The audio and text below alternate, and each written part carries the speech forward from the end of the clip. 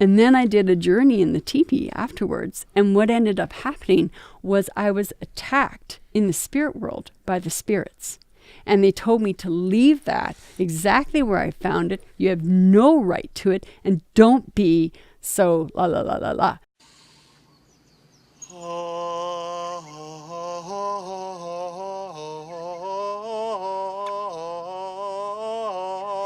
Alrighty then.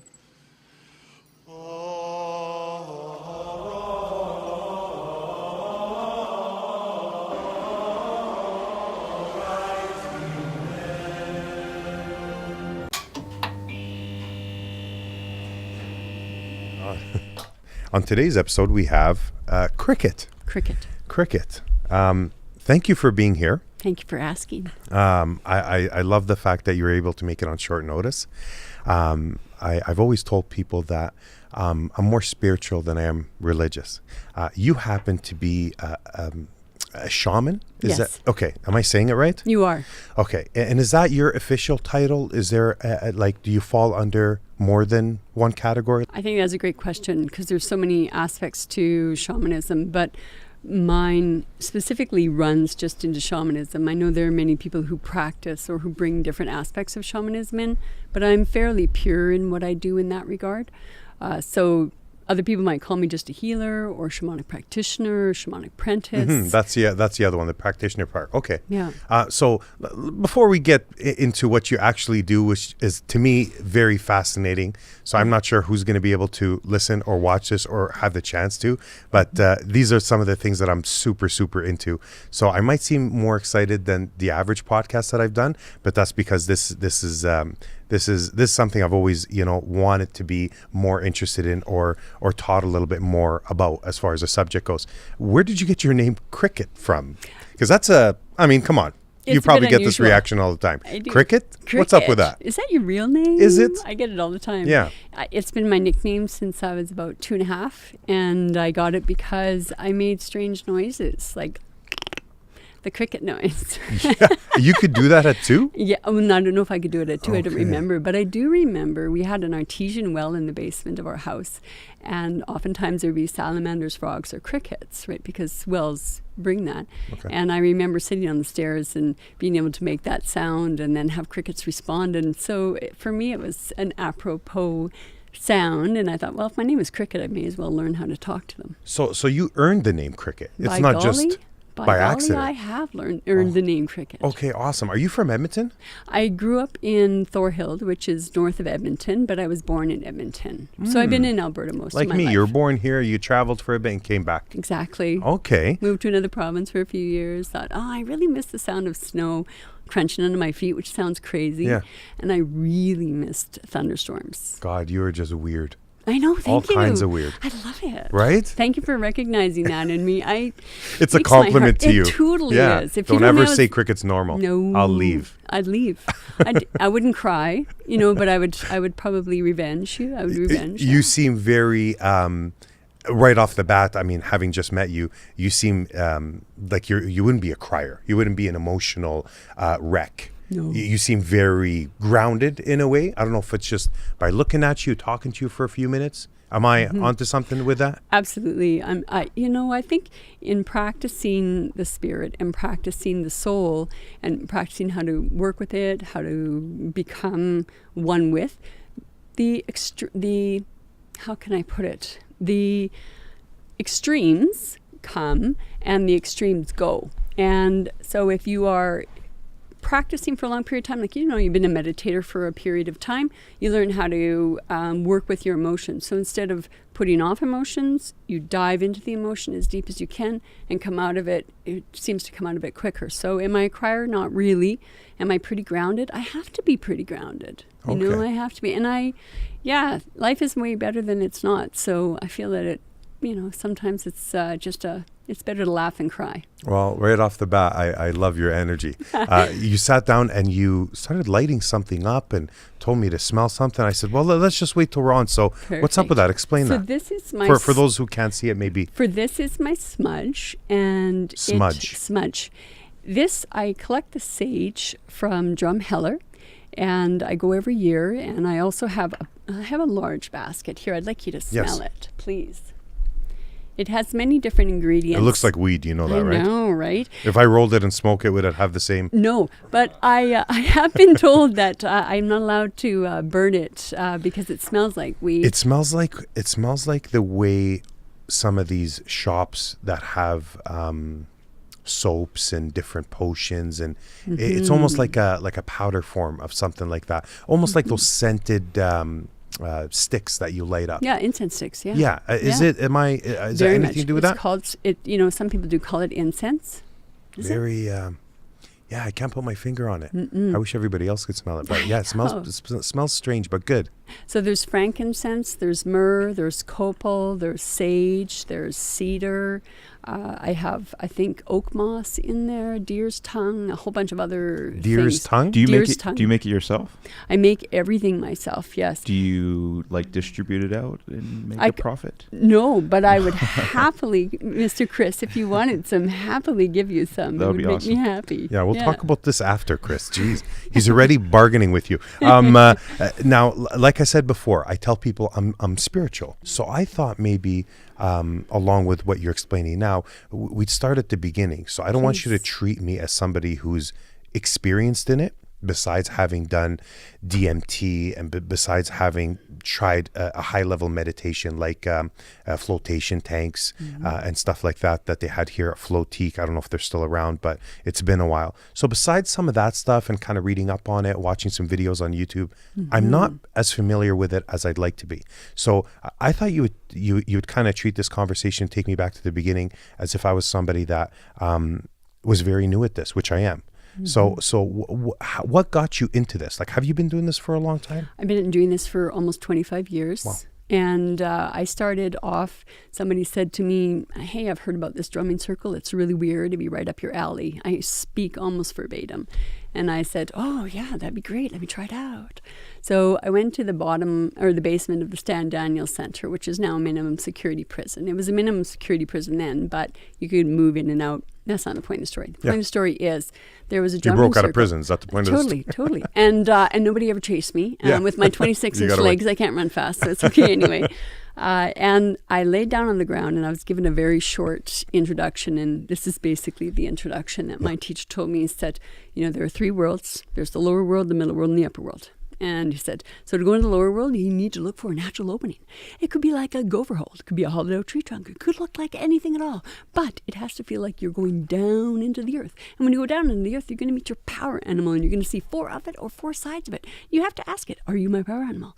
And it'll answer you kinesthetically. It'll answer you verbally. It'll many things. But you'll know one way or the other. That's how you get to the lower world. And then he said, now, how you get to the upper world, you have to look for a natural way up. And it could be you go up on smoke. It could be you climb a tree. It could be you climb a mountain. But that's how you get up. And 5 minutes later, we were on the floor, bandanas down, and the drum was going. And I was like, flip, what am I got myself into? Okay. And the first time I laid down on the floor and I put the bandana on my eyes and I heard the drum, I felt like I'd come home. I truly felt How like young I'd were you come at the home. time? I would have been, I'm 52 now, so I'd have been about 27. Wow, you don't look 52. Thank you. Wow. Thank you. You age gracefully. Thank you. I think it's shamanism, to be very frank. I think Yeah, it has a lot to drops do with it. lots of weight off your spirit and off your mind. So I felt like I'd come home, and When you mentioning this drum, sorry to cut you off, but you're mentioning this drum, are we talking about a physical, like a real drum we are talking about a very physical drum. that you heard? Yes, and it plays about 180 to 220 beats a minute. There's no rhythm to it. It's very monotonous. We have 4 brain waves. We have the alpha, the beta, the theta, and the delta. So your delta is your deep sleep. Your theta is that time when you're just in between sleep, but you're in that lovely quasi zone, that quasi That's not place. considered REM sleep. No, that's your delta sleep. Delta. So the theta is what is affected by the sound of the drums. So it's called sonic driven. And in the sonic driven, it slows down the theta wave, which allows you to perceive what's classified as non-ordinary reality or a shamanic state of consciousness. So I just think of the drum as candy for the conscious mind. And it allows the barn doors of the back mind or the unconscious or the subconscious mind to open up and allow the spirit to leave the quote unquote confines of consciousness to travel through the unconscious world. And I'm going to go a little bit deeper in that what's fascinating about the unconscious world is that your ancestors, my ancestors, they've all been traveling in this unconscious realm for so many centuries that they've left signposts along the way. So if you do a shamanic journey and you see a tree in your journey, and I do a shamanic journey and I see a tree in my journey, oftentimes we can agree what that specific meaning to something is because our ancestors have gone there and have left trails for us and have left means of devising methods of understanding what we see in the spirit world, because it's a very visual experience for most of us. Would we happen to be seeing the same tree? No. Unless we are looking specifically for the same tree. We can track each other, which is very interesting to do. I like tracking. Tracking is actually a lot of fun. So to get back to the beginning of the story, so I did try my very first journey. I found my power animal, and what the tradition of finding a power animal is that from a traditional perspective, if you do not have a spirit that is with you all of the time, you become sick or you become ill or various things happen. So from the perspective of the power animal, it is a spirit that protects you or is always with you. Now, there's a difference between a power animal and a totem. Most of us have heard the word totem, and many people use the words interchangeably. They're not interchangeable. Totems specifically refer to such as the Australian Aborigine or the native traditions, whether it's West Coast, East Coast, wherever they come from. They believe they are descended from a master being or from a master spirit, which is an animal, and that's your totem. Power animals are spirits that agree to work with you in this lifetime and can come and can go. Your totem never goes because it's a part of your ancestry or your heritage. Okay, so at the beginning, your goal is to find your spirit animal. Am I getting this right? You're absolutely right. So obviously you sort of explained that, but those are your first steps into enlightenment, if you will, to find that spirit animal. And so you said you found your spirit animal. How long did that take? About 2 minutes. Oh, 2 minutes. Yeah, and this is through being guided by your teacher. Just by the drum, the sound of the drum. There's no voice included at all. The drum starts and the drum goes, and it is. But it wasn't you playing the drum. No. Okay. It wasn't me. It was the leader at the time, my teacher at the time, and he was a day supervisor for ADAC. So most of the people who were there were ADAC clients. So for the first number of years in shamanism, I got to cut my teeth on addictions and how to spiritually work with addictions and how to spiritually heal from addiction, how to your work own with it. or other people's? Both. Both. Absolutely both. Absolutely both. So the way that it was described to me, the simplest way of putting shamanism is it's a way of seeking information and knowledge. So what I practice is Finnish shamanism because I'm from Finland. I don't have permission from the Treaty 6 lands, from the Cree or the Blackfoot people to practice their particular form of medicine. So I use my grandmother's medicine, which is the Slavic or the Finnish folk medicine. How similar are they? There are so many similarities, it's actually kind of uncanny. So the use of smudge, they have their sweet grass. Which you made yourself. Which I made myself. So we, in our traditions, in the Finnish traditions, we have also used many different, usually it's birch or it's cedar. So we have different ways of smoking things out. So the smoke in a way is a way of cleansing the air, cleansing the body. Plus it's also incredibly calming. There's also the wheels. So you've heard of the medicine wheel, and I don't know if you know that, but in Alberta, we have 66% of the world's medicine wheels in southern Alberta. We also have the second biggest medicine wheel in the world, which is the sundial medicine wheel. But that's mostly for the Plains natives who've used them, and we really don't know why they use them. We have some ideas and whatnot. I do use a medicine wheel in my practice, but I don't use a clan specific or a person specific. There was a gentleman by the name of Sun Bear who created a medicine wheel so that people who were not associated with a tradition or with a tribe could actually benefit from the teachings without cultural expropriation, because cultural expropriation is incredibly real. And so that's the medicine wheel I use for that. So in Finland, we don't have a medicine wheel per se. We use a lot of chanting. We have what's called yoiking. Yoiking is singing to the spirit, and the spirit sings through you. So it's so magical. It's so and it's done beautiful. in a group activity. Usually yoiking is a singular event because it's an individual conversation. Oh, wow. So the spirit individually speaks through you. So I might sing a refrain to spirit, and then spirit will sing something back through me. And then the voice shakes and my lips shakes and my eyes twitter. And it's really a very full-on experiential practice for me. God, it sounds that way. It's awesome. And when you mentioned your spirit animal, could you identify what spirit animal it is, or is it just it's just within you to identify and nothing more, or could you pinpoint what it is? Like, is it a wolf? Is it a bear? Like, could you pinpoint what the spirit animal is that you found? Yes. At that time, what I found was a hind, which is a white deer. So I journeyed very first off with a deer, which is associated with east in the medicine wheel, which is also associated with the beginnings. Deer is also very feminine medicine from my tradition. Mm-hmm. It's feminine medicine, and it is medicine that teaches intuition. It's medicine that teaches you how to be gentle. And I wasn't really a very gentle person by that point in time yet, right? I still had a lot of anger, and I still had a lot of things that I really needed to As we heal all from. do. Right. Yeah. We're all incredibly human. Mm-hmm. So the effect of the power animal, knowing that power animal, so that from there, then I met various others. The hind has gone on its way. So I've worked with an African lion for many, many years. I've worked with jaguar for many, many years. So there's some wonderful power animals that come into your life, or spirit kin. I also like that term, spirit kin. Okay, that's great. So let's get a little more into people listening to us right now. Why would people want to tune in to hearing this conversation? What benefits do we have besides being enlightened or being woke, as they say? What benefit do I have by practicing some of these, or getting the services of somebody like you, or being taught about this spiritual realm? Like, what is this more mental, physical? Is it all the above? Like, what benefits do we have to gain? I love that question. I really do. I think that everybody could benefit from shamanism and from the practice of journey work or spirit work, for the very simple reason there's a difference between shamanism and what we have practiced now, which is called neo-shamanism.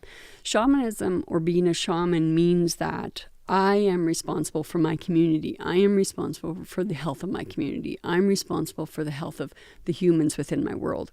Neo-shamanism is what is practiced now by the majority of people who practice it in North America. That is a means of healing and exploration of the self. Why do I think it's important? Is because I think we have been cut off from our soul and from our spirit through dogma within any type of church or religion.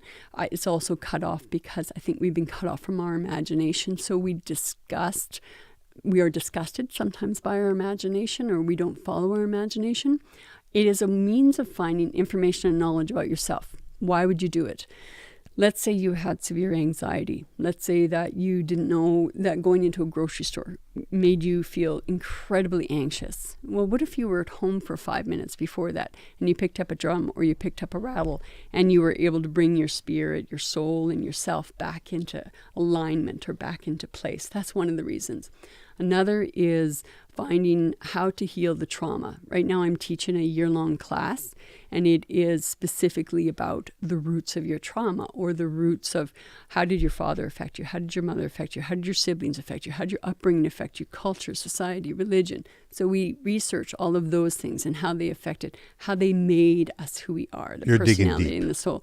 It's all about digging deep, but there's lots of ways of doing it on the surface. I think shamanism appeals to those people who are, I kind of liken various types of spiritual practice to being a water skier on the lake of spirituality. So many people like to water ski, and so they like to practice many different things. So many people have many different modalities. Some people like to stop and fish, so that might be a Buddhist, or that might be someone who practices another thing. And then there are some of us who just set up camp on the island in the lake of spirituality, and we never move. And so for me, the deep practice of shamanism is that camping into spirituality and moving deeply. I know myself far better now than I did even 10 years ago, even 5 years ago. I know my health better. I've been able to heal and had miraculous recoveries due to shamanism and due to practicing shamanism. My intuition has increased, I don't know how many fold, simply by continually working with the spirit world, continually bringing information and knowledge into myself. Do we seek enlightenment? I don't know if I'll ever find enlightenment, but I will forever find another view of myself. I will forever be excited to get into the spirit world, because never is it the same. It doesn't matter how many times I journey. If I'm journeying for you, Omar, I will find out something completely different than if I were to journey for Chris, right? Even if I'm journeying for you for the same thing, let's say I'm doing a soul retrieval for you, then I would encounter very different things for you than I would encounter for Chris or for other people. God, I'd be scared of that journey. You know what? And you don't have to take it. It's my job. No, I do. that. But I'm just saying that'd be one hell of a journey. So what you're saying is it's not about arriving at a certain end goal, like attaining enlightenment. It's the journey that you're so passionate about, that you love so much, because it's always changing, and it's always surprising you. That's what I'm gathering from that. And so you're a shaman that's more about spreading your knowledge instead of just healing oneself. So you're more about your community now. When you say you're teaching people this year-long course, is this a group of 10, 5, 2? I have 22 people in my class, okay. but I teach on 2 different days, because not everybody can come on a certain day. And is this in Edmonton? We'll get to that information after, but that's a big class. It is. 22. It is. And then people drop out because the work gets really hard, right? All at the same time? Is this like you wait till everybody can make it together, or is it just... I run the same class 2 days a week. So I would run the class on a Saturday, and then I run a class on a Tuesday. It's the exact same class. So whenever you can make it on one of those 2. Exactly. Okay. And then we only meet once a month for 3 hours. But it's an intense 3 hours, and then you have homework. Now, do you find that there are benefits that you see happen immediately, or when the year is done? I find that what I'm saying is I find that a lot of people become shamans because of what they've been taught by shamans like you, that they want to pursue and be on the same journey that you're on. Do you find that that's how you benefit the most, is by doing what Kriket's doing, or could you benefit and still be doing your 9 to 5 and doing this part-time? It seems like it'd be if I can play devil's advocate, it seems like it would be a full-time gig. Like, it's, if you really are serious about it, that it's not this 2 days a week thing or 1 day a week. It seems like you need to be really committed. So it's almost like you want to find out who's in it for the long haul, that when that year is done, I don't think they just hang up their jacket and say, well, thanks for the year. It was really nice meeting you. I can't see those people truly going away. Like, it's a lifetime search. Is it not? Like, let's not kid ourselves. It's not 1 year. No. You just teach it for a year, and then from there, if you've paid close enough attention, done your homework, you should be good to go on your own. You should be able to fly. Theoretically, yes. I'll back up a little bit and come back to your question and just start it off from a 9 to 5 perspective. I do have a full-time job. So for me, I work a full-time day job, and I do my shamanic practice in the evening and on Saturdays. Okay. And then I do a lot of writing, and I do, anyway, blah, blah, blah, all that other stuff. Yeah. But I think that for the average person, we don't have a discipline.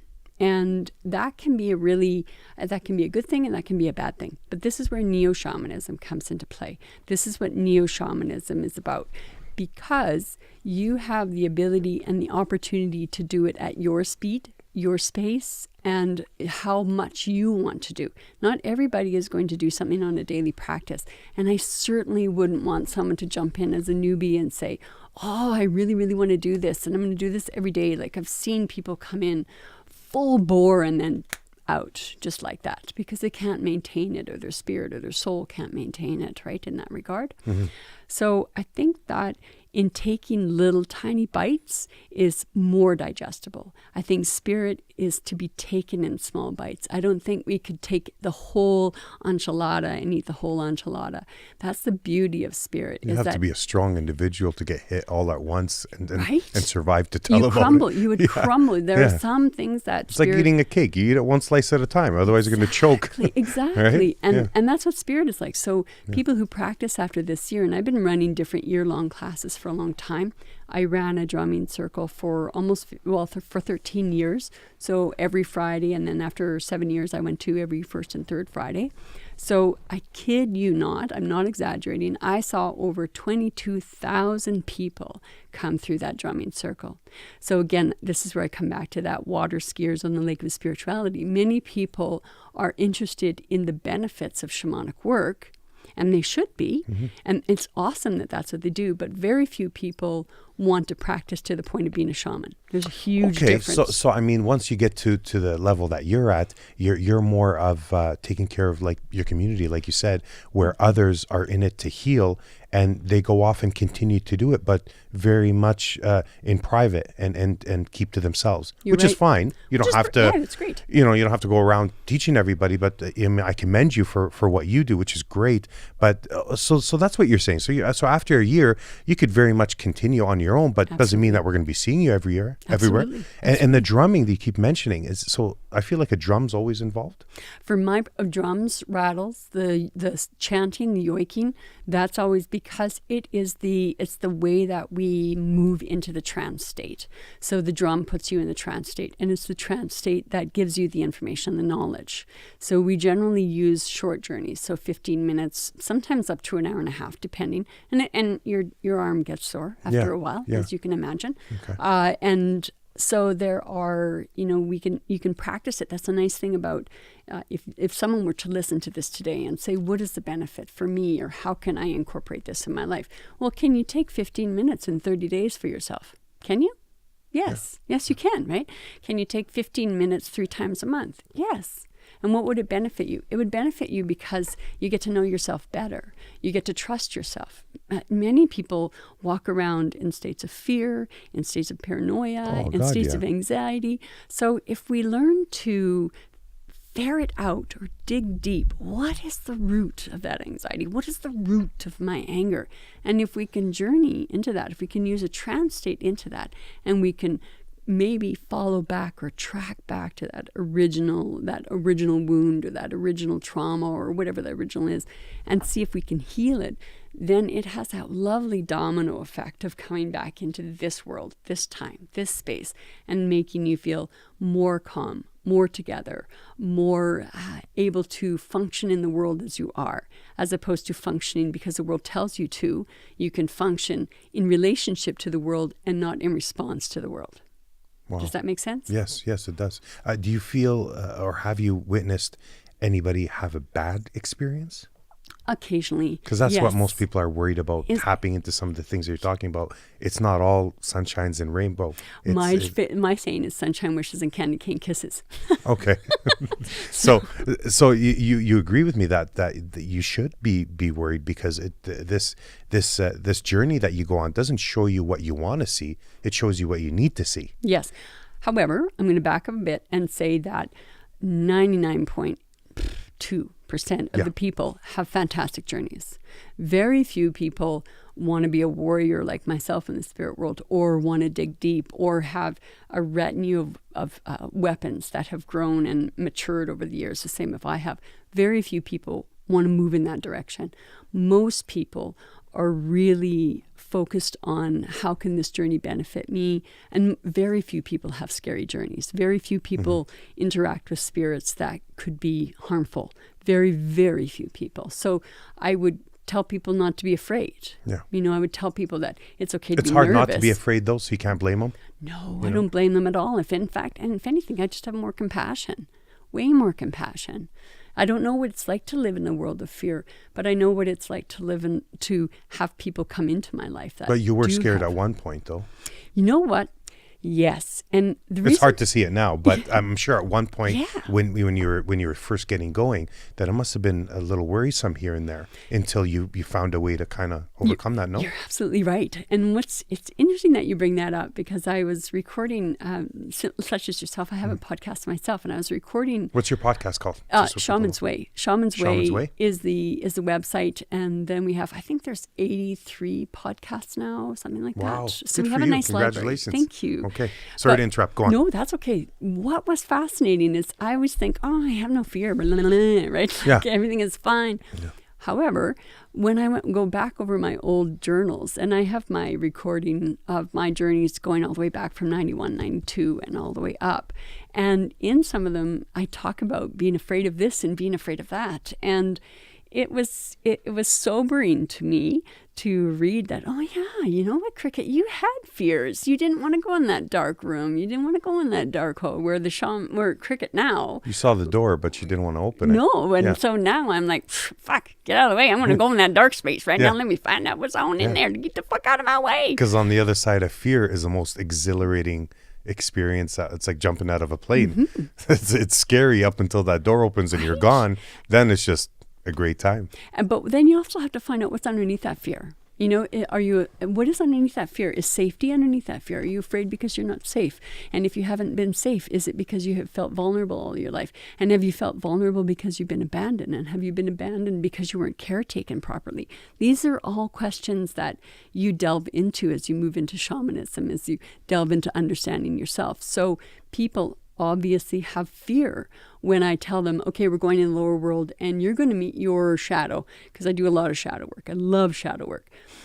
So that can be a frightening thing for people. Or if I say we're going to meet your sorcerer, well, people Because always everybody's fears are a little bit different. Exactly. Everybody's upbringing, their experiences, what they've been through, such as, I mean, I hate to bring this up, but, you know, abuse or something Right. tragic happened to them. Not everybody's story is the same. So you don't blame some. I mean, I'm scared and I really didn't have a tragic upbringing, but I can imagine how some people would be just outright like shaking, sweating, worried. You know what I mean? Yes, absolutely. And sometimes I'm not really I don't know how to put it. Sometimes I'm a taskmaster. I have a shirt that my old students made me, and it's called the Evil Overlordess of Shamanism, because I crack a whip and I don't accept your fear. If you're afraid, that's great. Let's get down there anyway. Get there anyway. And if you can't get down there, come see me and we'll get you down there anyway. Because we're going to do it. We're going to search that out. We're going to ferret out that darkness, and we're going to get it out of there, so that when you come back to self, you come back to self-centered, you come back to self-healed, more healed, you come back to yourself more whole. So that's the drive for me. So you can come in afraid, but know that if you get stuck, I can come get you. I can bring you back from wherever you are. Don't worry about that ever. Why do I believe you when you say that? Because it's true. It's absolutely true. That's great. You're my job. Yeah, You yeah, of are. course. I am the caretaker for your soul in that when you're in that place of vulnerability. And if I can't caretake your soul, I have no place being that drummer. I have no place leading you on that journey. If I can't bring you back, if I can't help you or save you, I have to get out of the way. Have you ever failed? No. Good. I failed myself a few times, but I've never. But that's as you were learning. Exactly. But Now I've had that people you're- stuck Okay. and been able to get them back. And I'm not very nice. When I find them in the spirit world, I'm not very kind to them, because you get a call back. You have to be disciplined to hear that call back. You have to come back when the drum calls you back. But sometimes you get stuck. Anyway, I don't want to frighten people who don't know very much about it, so I'm going to stop on that part. But Yeah, you were getting there. Did you sense it from me? Where I Yes. started looking around. And I thought, okay, I'm going to back up now. Yeah. Okay, so what about those people that say, I mean, going back to what you said, it brings you back to find out who you are, what you're really about, learn about yourself. A lot of us aren't afraid of the journey or what we're going to see. A lot of us are afraid of being the best version of us that we can be. So it's almost like the positive results that worry us sometimes. You're absolutely right. There's self-sabotage. There's things that we avoid on purpose because, I mean, some of us are afraid of success. You know what I mean? You don't know how to some people don't know how to deal with that. And some people Right? don't know how to deal with the mirror, Yeah. right? And I don't mean the physical mirror, but the mirror of self, Yeah. right? And so not all of us are willing to face ourselves because not all of us are willing to see our shortcomings or our bitchy side or our dorky side. You know, not all of us want to see that. Not all of us are willing to accept our limitations and our failures and the broken aspects and how we treat people based on how we are, right? So I think people are very afraid to see who they truly are for the very simple reason that we like that placated version of ourselves. The safety zone. We are, yeah. And we're fed fear at bottom basement prices and we buy it like crazy. So we're bought to be afraid of how people judge us. We are sold how to be afraid if we don't look perfect. We're sold how to be afraid if we don't drive the right vehicle or blah, blah, blah, blah, all those other things, right? Yeah. So, and I really believe that in the practice that we follow, regardless of whether you're Buddhist, whether you're Taoist, whether you practice shamanism, I don't care what you practice. I don't care at all. What I care about is that the exploration of your soul is important to you and that the exploration of your soul benefits you. That's what I care about. Whether you practice shamanism or not is irrelevant to me. But tell me what you do. Tell me how your soul is. Tell me the health of your soul. That's what I care about. You mentioned physical. And I'm wondering, do people come to you, for example, I have a bad left knee from sports. Do people come to you in search of results that don't exactly have to do with searching your soul or who you are as a person, but more of like back pain, knee pain, something physical, things on their body that they don't understand, that they're worried about.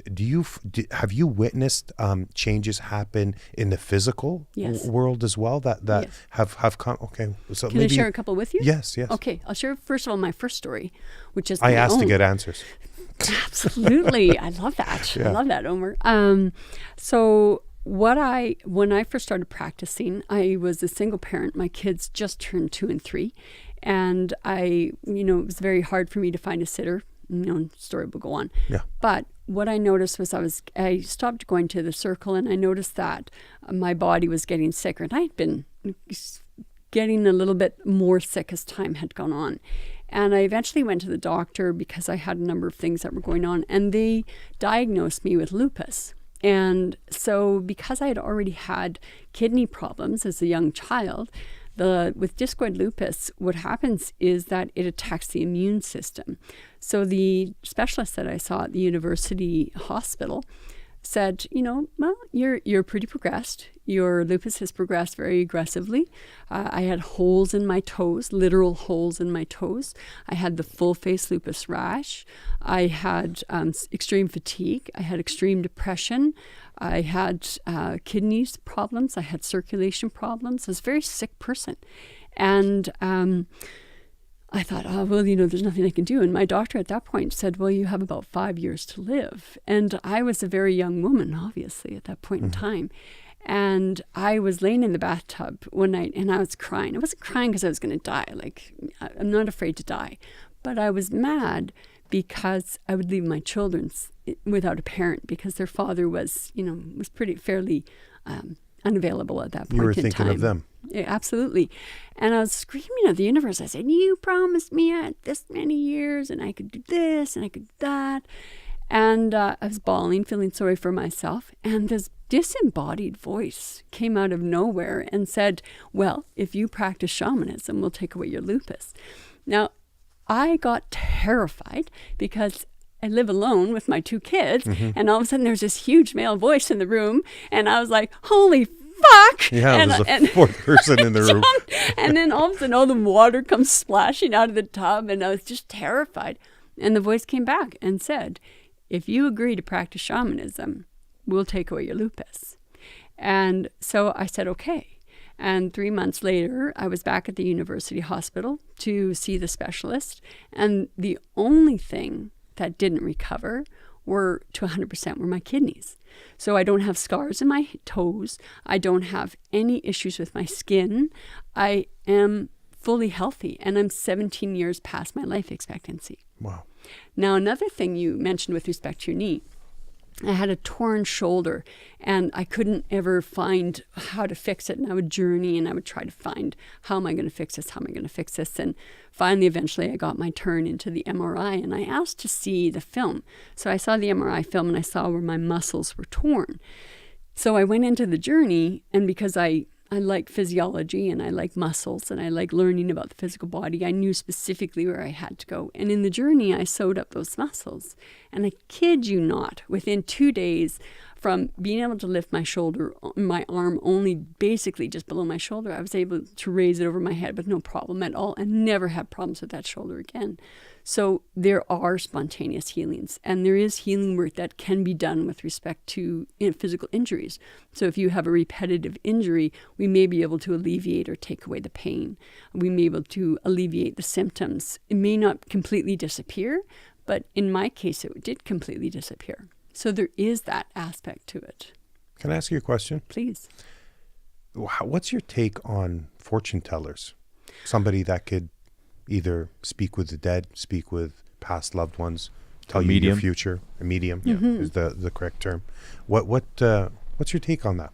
In shamanism, that's one of the aspects, and one of the primary, there's 5 things that would classify a culture as a shamanic culture or an animistic culture or a spiritual culture. And one of them is the ability to either speak to the dead or work with the dead.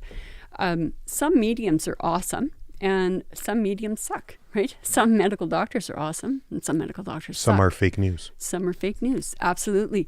But it's speaking with the dead. It's interesting that you bring that up, because I have a lot of compassion for the dead, and I have a lot of compassion for ghosts, because, if you're stuck here, wouldn't you want someone to come find you and help you? You almost know what they're going through, whereas everybody else is driving by cemeteries and, terrifies us. Yeah. And so what do I think of them? I think that they're a necessary aspect to that fringe part of the population that would seek them out. I think there are good ones, and I think that there are ones that really take your money. I mean, we've seen the reports in the newspapers and on the news of people who've lost thousands of dollars to con artists, and they really, they put a horrible name for the rest of us who are trying to just bring some sort of validity to what we do. Makes sense. Okay, good. That's kind of the answer that I thought you might give, but I wasn't sure. So what if somebody said to you, Kriket, that, you know what, rather than take this course, rather than see you twice a week, I know of something called an ayahuasca retreat where I can go away for 3-4 days, fast and cleanse my body and get it ready for a spiritual journey into the afterlife, or into seeking, I don't know if you would consider it the afterlife when you journey, but you're trying to get some answers. What if somebody wanted to take a shortcut and do something like that? Is that a bit overwhelming if I haven't taken some classes with somebody like you? Because I am thinking of doing that, because I've done the DMT, the very quick sneak peek version of being enlightened and really seeking out some answers. Very quick. It's almost disappointing how fast it goes by, where it seems long but it's not. What do you say to somebody like that? Is that something you believe in? Have you done it yourself? I have traveled to Peru specifically to meet ayahuasca, and I think that within the proper setting, I think that it is a fantastic way of exploring the self. It's been used for thousands of years. Aya is she's a beautiful medicine. She's a beautiful medicino. And I think within the proper setting, with the proper dieta, with the proper intention, it is phenomenal. I've seen phenomenal things occur with it. Now, I'm going to be a bit of a naysayer for a second, because I have been practicing for so long, and many people in the community know me just strictly through word of mouth. So I have had the opportunity to work with people who have had ayahuasca ceremonies in Alberta or in BC. And unfortunately, what has happened for some of them, not all of them, is that it is so mind-blowing that they don't know how to put themselves back together. And the shamans, quote unquote, or the ayahuasqueros who do it, have no desire to stay the 24 hours that's necessary to help you put yourself back together, because you are blown apart by ayahuasca, not only from the psychotropic perspective, but you also have that purging. So you're vomiting, you're defecating. All of that is going on at the very same time. So I think it's an amazing tool. I think any medicino is an amazing tool, whether it's the Green Mistress, whether it's San Pedro, whether it's the Little People, whether it's ayahuasca. There's over 250 types of psychotropics, and over 80% of shamanic traditions have used some form of psychotropic. So what do I think of it? I think it's incredibly invaluable. The caveat: please do it responsibly, and please make sure that you have someone who can put you responsibly. No, the caveat. And the caveat would be do it responsibly, and to do it with someone who can help you process what you've gone through. Oh, okay. Because that's important, is the processing of it. Wow. Okay. I had to ask you that because I wasn't sure, what the answer would be or where you'd go. Wow, I've never had like a moment of like so many questions running through my mind that I wanted to ask, and so we can cut this, we can pause it just for me to think. But there's so many questions that come to my mind, and I'm trying to ask you in a way where it doesn't throw your conversation off track, where we can kind of keep going with some of this information that you're giving us. So. A question I wanted to ask was when people say when they look at you, because sometimes you go to see a spiritual healer, or you go see a fortune teller. Sure. And most of them, because I've been to a couple, most of them will look at you, and we've all been there, where they either read a coffee cup that you had. Oh yeah, the tea leaves. Drank from, and they can kind of tell you some answers through that. Some people look at your hands, and from the palm of your hands, they can tell you a little bit about your life. I wanted you to give your version of whether that's something that you believe in. Help us understand that a little bit better. But one more question is, when you look at somebody's, I've always been a firm believer that you can tell a lot about somebody by staring into their eyes, almost like feeling their aura, their soul, their whatever surrounding them, their orb, if you want to call it that. I thought maybe you'd give us a little more information, help us understand what all that stuff is, whether it's looking at their cup or looking at their hand or looking into their eyes. Maybe touch up on that. For me, one of the aspects of shamanism for me, and I mentioned earlier, is that utilizing the trance state has increased my intuition substantially. Now, when I was a young girl, I would practice, I didn't know that the word was psychometry, which is the ability to take an object and be able to read off that object. So that was one of the first things I started with. And if you're want an object? So if you're in grade 9 or grade 8 or grade 7, I assure you it will not get you friends. It does not get you friends. Psycho Kriket, get her away from me. It was... Anyway, that's a whole other kids story, are horrible, right? man. They kids judge. are horrible. They do judge. Yeah. And so I think that there are many tools to explore the unknown. I think that I do some tarot reading, but I don't do a lot of future Is that with the reading. cards? Yeah, that's with the cards. Yeah. I don't do tea leaf reading. Which is? The drinking of the tea and then people reading from the leaves. Oh, that's what that is. Okay. Yeah, and I don't do palmistry because it's more complicated for me than I care to learn. Right? It's that complicated? That would take a while? There's every ridge on your finger means something. Every line means something. This is connected to Venus. This is connected to Mars. This is connected to your life. So there's an actual map with your palm. Okay. I love that stuff. Yeah. I love psychic things. I really do. I can tell. I love intuition. We love you for that. I love that part of it. And I agree with you. I think looking into a person's eyes and reading their energy is really an important aspect to not only myself, but also creating relationship. And this is my this is my evil cricket coming out just for a second, because sometimes I have a little bit of Just fun don't with bring any people. spirits into the studio, please. No, I won't. Can you tell if there's spirits in the studio? Your house is actually really clear. Okay. You have a very good spirit that is around you. And you Thank God. you can- Now you can leave. No, I'm just kidding. So, That's great. That's no, great. it's a good energy, Yeah. and you pull good things to you because you have a core of curiosity. Well, I pulled you to me. Exactly. Good enough right? there. So curiosity. Yeah.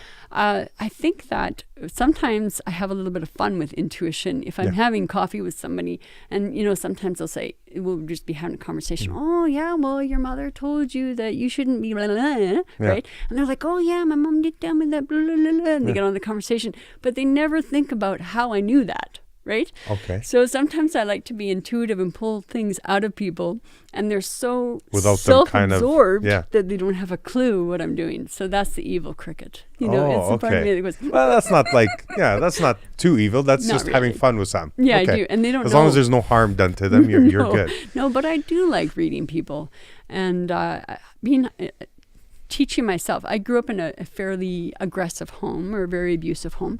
So I learned how to be hyper aware, as most children are if they've grown up in a home that is, a little bit on the dangerous side. We tend to be hyper aware. And so I learned how to scan a room very quickly as a very young girl. And I also fortunately had intuition at that point in time. So I get feelings in my body. So this person feels this way, this person feels that way. But it took a long time to figure out what meant what, because there's no manual for that sort of thing. Okay. Is this is seeing you an expensive thing? No. Like what are we talking about when it comes to how much? You told us that it's twice a week. Yeah, the class is 2 times a month. 2 times so, a month. Yeah. So if for a 9-month class, I only charge $450. And you're seeing them a total of? 3 hours a month. Okay. All right. Mm-hmm. And then you get the homework. Sorry, the accountant in me No, is just that's doing fair. the math. Okay, so it's $50 a class. Okay. $50 for a 3-hour class. Okay. And in that, you also get a curriculum, Mm-hmm. and you also get an MP3 of the class, because I record one of the classes, Mm-hmm. so that you have that to go back on. So there's many aspects of that to it as well. So that's what that would be. Now, if you came to see me for one-on-one work, my fee is very reasonable. It's $60 an hour, but I'll also do it for a second card, because not everyone can afford everything. Yeah. And I don't care about the money. Yeah. I care about you. And I used to do this work for free for many, many years. And it was my spirits who were like, you have to charge, you have to charge. And I was like, why? Why do I have to charge? Your spirit's like, we got an electric bill that's $300. Well, there's that aspect too, but you don't value what doesn't hurt. Yeah. You don't value what's free. Yeah. When I started charging, I noticed the effect that the healing would have. Like paying for a gym membership. Exactly. Whenever it was free to me, and it was at one point in my life, I never went to the gym. No. As soon as I started paying, I'm like, better start using that. Exactly. Yeah. So it probably works the same way. It does. So, for me, it's usually I see people for 2 hours at a time, sometimes more. So they would come for some type of healing work, one-on-one work. So that's what I would charge for an hour. And, I do have a sliding scale. So for me, it's really not about the money. It's Do you really have any pictures, any videos of these sessions that we can put up for people that they can kind of see an example of what a class looks like, or you just no photos, no? No photos, no. Oh, no, okay. No, I don't have that. Not Okay. yet, but Okay. eventually. I just thought to give an example. I'm sure we can find some online and stuff like that. But Yeah. okay, so forget the videos, forget the pictures. You have tools. I you do. brought some things with you. I did. What the hell are those things? Please Okay. show us. Do you I have would- tarot cards with you? I don't have my tarot cards with me. Chris but- just wants something for free. I feel it. We're gonna do this. I'm just curious. Chris, I'm just kidding. I would do your tarot cards in a heartbeat. Oh, okay. Anytime. Does he not give you a good aura? Just look at that face. I do. I just feel good spirits from this guy, As right? you walked in the room, you had this presence that made me immediately trust you. I appreciate that. Right. It's He's a got truth. he's got a great mother and a great family, so I don't doubt that. So All right, some let's of go the on. things I brought, one of the things I really like to do is if I come to a house and I do a clearing for a house, I often bring food. So I have cornmeal and I have salt.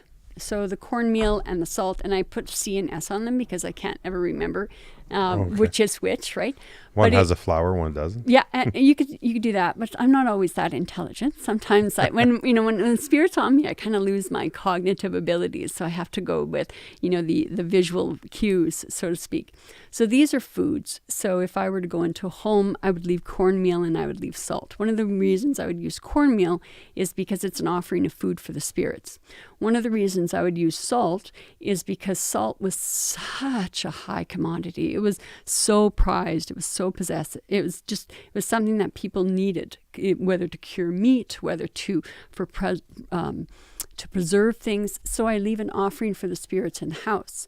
So if I do that, then the spirits that come know that they're welcome. And I wake up the spirits of the house, so the good spirits in the house, and then we drive out whatever the negative spirits or the heavy energy is. Blah, blah, blah. Yeah, please make sure you're waking up the good spirits. Well, I do. I go into the basement. That's where I always start. I always start in the same place, Good. the You're starting at utility the right room, place. right? Okay. Exactly. Great. So the cornmeal and the salt, those are two offerings, and I also always have it in my drum case. I have a porta altar in my drum case that has tobacco and a little container of cornmeal and salt. So if I'm out gathering medicines, then I would leave an offering of something along those lines for the spirits. Now, I also brought with me, let me just grab it.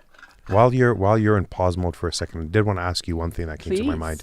The ayahuasca plant. Yeah.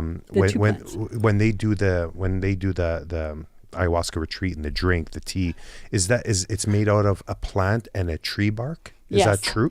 Yes. And they boil it for hours and hours and hours. And I will tell you this, if you're going to take it, know that whatever you've tasted, it's never going to taste that bad. It tastes horrible. The second time... Well, the DMT, when you smoke it, it's horrible as well. Like, it's got a weird smell. But I guess that's your punishment for trying to...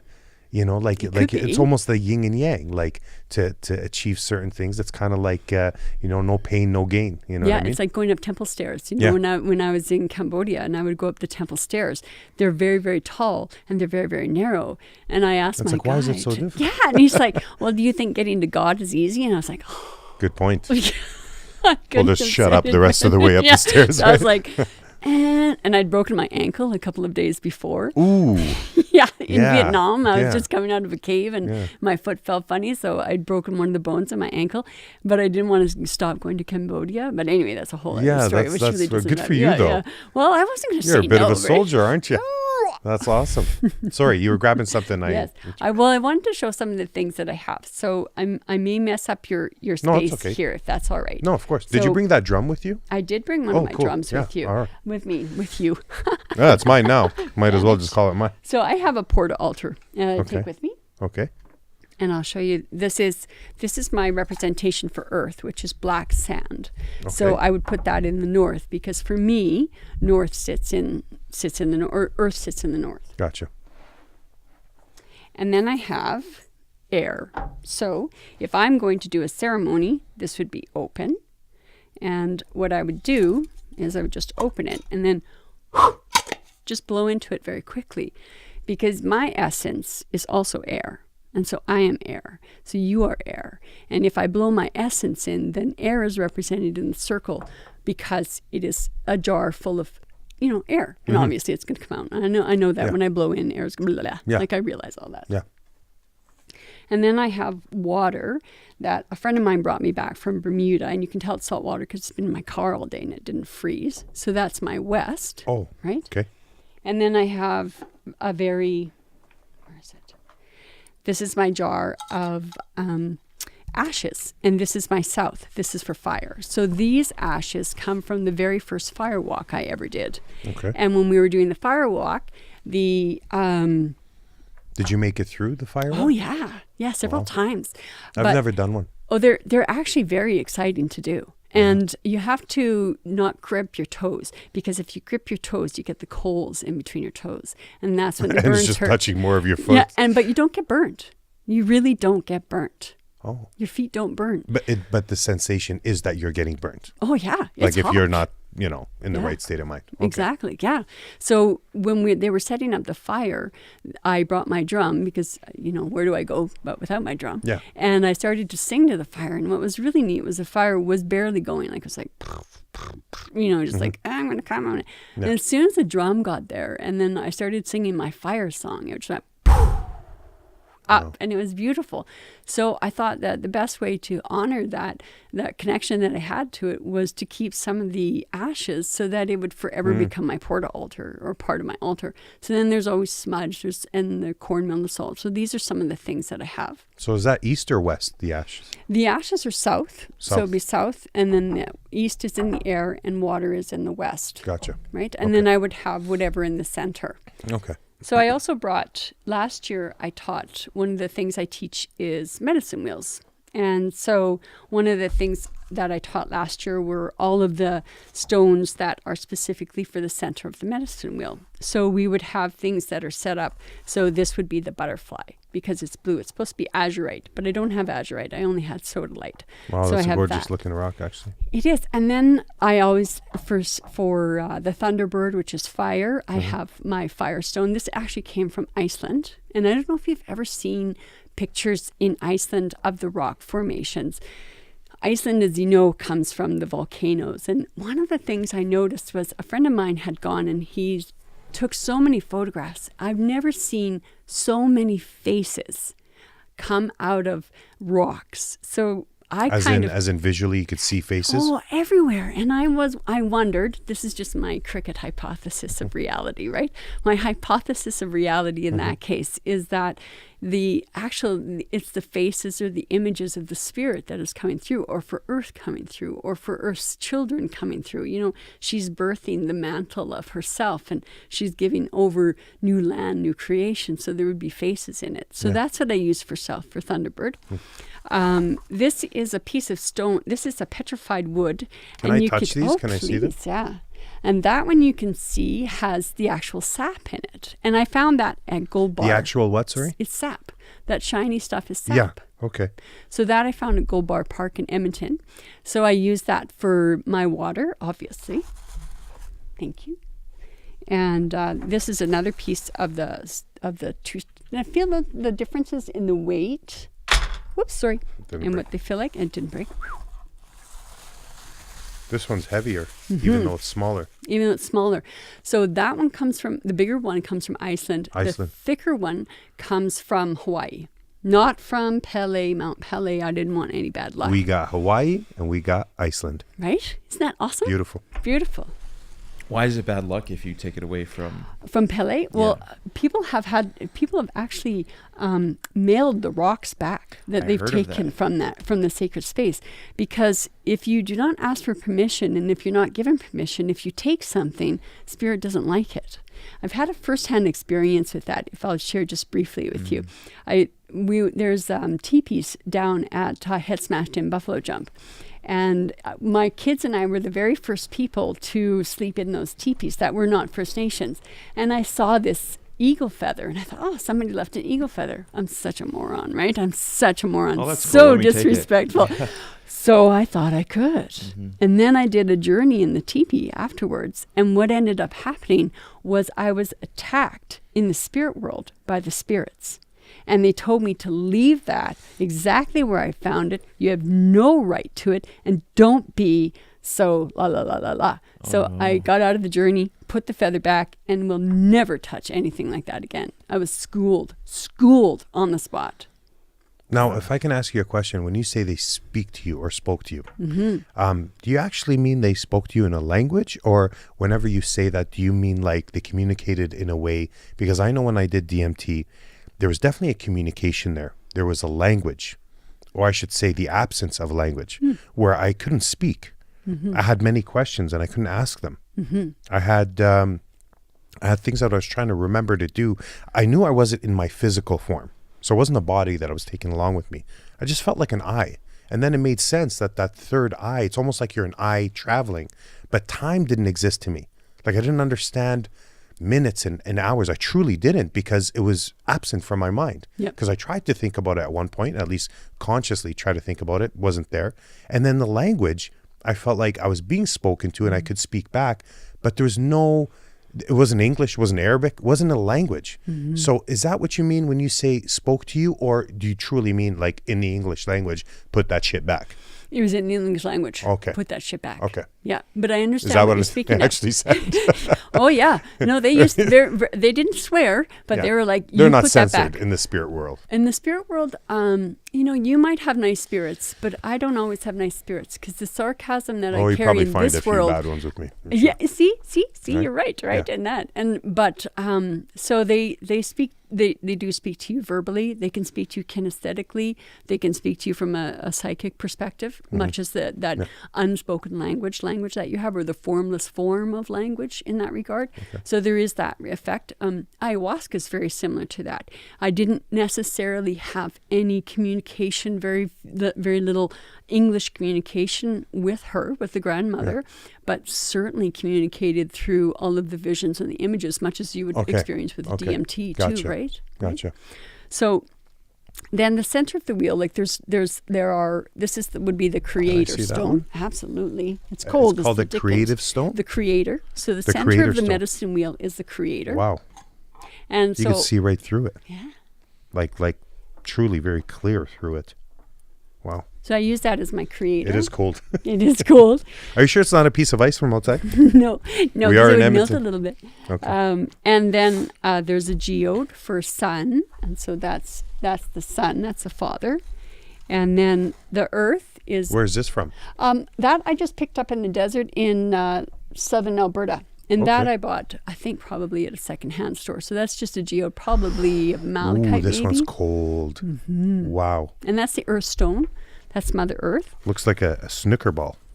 Doesn't it, though? Yeah. I never thought about that. Yeah. Yeah. Totally. So I like to use that one. Yeah. Beautiful color. And then the moonstone for the moon. It looks like it's lighting up.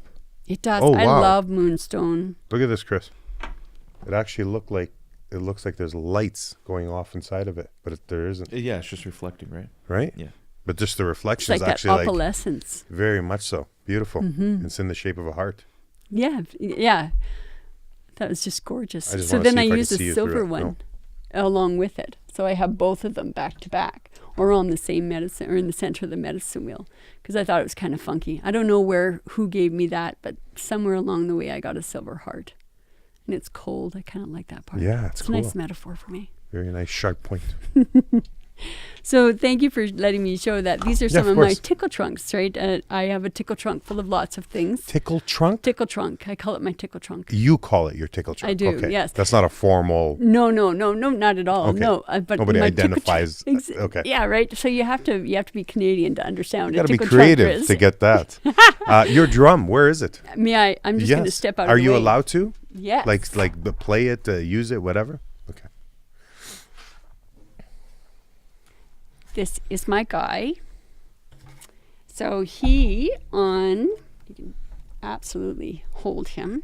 Is this, how do you hold it? Yeah, just like that. Just like this? Yeah, and then the. Am I allowed to hold it at the back? You can do Is that what you- anything. Yeah, okay. he is a very, very open drum. He likes people. It's made out of cowhide.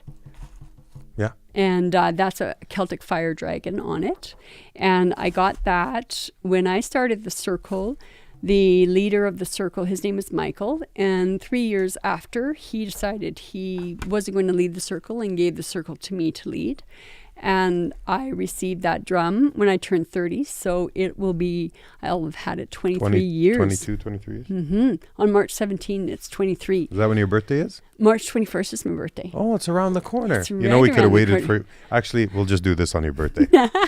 Okay. Is it a Sunday? Do you No, know? it's a Thursday. Oh, damn. All right. Well, you were close. Very close. Are you going to play it? I I can- just want to hear what it sounds like Sure. without me having to do it. So I love my boy. So you always wake it up. Always wake it up. Oh, she's cold. So this is how boring it is. Boring? So when you do a journey, this is all it sounds like. So it's a boring rhythm. So your brain can't get encased or engaged. You know, when you're playing the djembe and your hands are having a great time with it, then your brain gets engaged in the rhythm and the sound. But when you do trance work, you don't want your brain engaged. You want your brain occupied. It's like candy for the conscious mind. So that monotonous rhythm is the sonic-driven rhythm that changes the theta wave to allow you to perceive non-ordinary reality or that shamanic state of consciousness. So this drum has drummed for literally thousands of journeys. It's And experienced. it is well experienced, and you can see that it's got different marks on it and various It things. looks like it's in good shape for having done thousands of journeys, to be honest with you. It's been redone. Because it's cracked the frame 3 times. It's been renovated 3 It's times. been renovated. Oh, it looks great. But I won't let go of him. Yeah. You know, he's beautiful. he's my homie. Beautiful. It's not a boring sound, though. It's When not. when you said boring, Yeah. I didn't get that. I didn't automatically. My mind didn't go to, oh, that's boring. You just want to. You're almost. I feel like what you're communicating with us is that once you hit the drum, you're trying to find a frequency that we're kind of trying to find. That you just keep doing it until it clicks. Is that the idea of the drum? Like until you find that's like a sweet spot. Sweet spot. Okay. And that sweet rhythm, and not engaging. Like a syncopation or like. A lot of cacophony. So we don't want a lot of sound from it, or a lot of inclusion of different sound. We just want that one monotonous sound. Okay. And so that's the rhythm, and we play it for 15, 17 minutes, sometimes longer. And on my website, I took a group of lovely people with me who were in my drumming circle. We went to a recording studio in the middle of July, and it was like 8,000 degrees. And we went into the basement and we recorded 3 drumming tracks. So one is a multiple drumming, so there's 17 or 18 of us drumming, and then there is a rattle track, because rattles are also used as a form of moving through the spirit world. And then we have a single drumming track, which is just this drum, and it's 25 minutes. So we have a 30-minute drumming track for multiple drums, 25 minutes for single, and then I think it's 17 or 18 minutes for the rattle. And those are all very similar in sound, and they're all specifically designed just for trance work, just for journey work. 2 more questions for you. Please. How do people get a hold of you? Like, what's the website?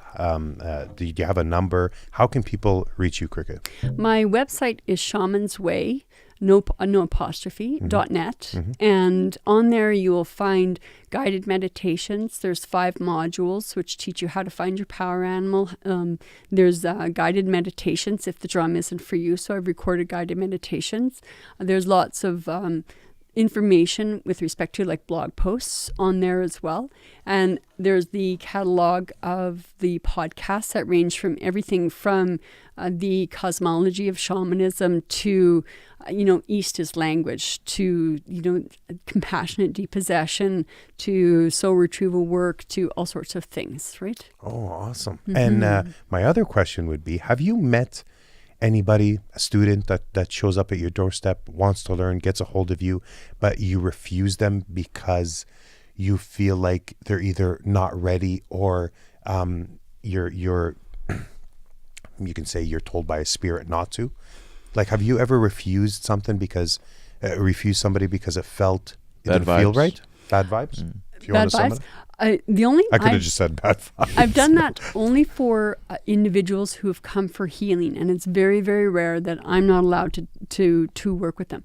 But I really believe that people who find me are meant to find me, because I'm not easy to find. I'm really Makes not sense. easy to find. And I found you. You did. Hooray for the beehive. Hooray for the beehive. Yeah. And I love the name of your bees. I have a whole episode dedicated They're in just danger. to bees. They're very endangered. I want to do a podcast just for bees. You should We were do a talking about that the podcast other day. just I'm like, for I owe bees. them that at You at do. least.